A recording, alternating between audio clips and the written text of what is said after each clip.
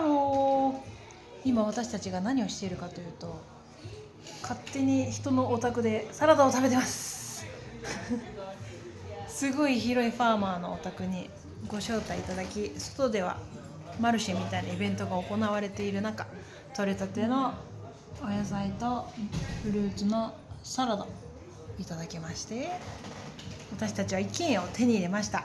どうですか？不思議ですね。なんでここにいるんだろうねここにいるんだろうこの家の住人になりました。そうですごい家素敵でさ、ご覧ください。めっちゃ広くって、そして暖炉もあります。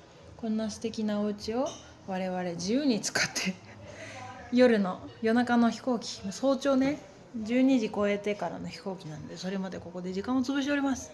外ではね、このファームのイベントが開かれていて、たくさんの人が来ているんだけど、それを眺めたり、こんな広いお家でゆっくり過ごしております。なんじゃこりゃ。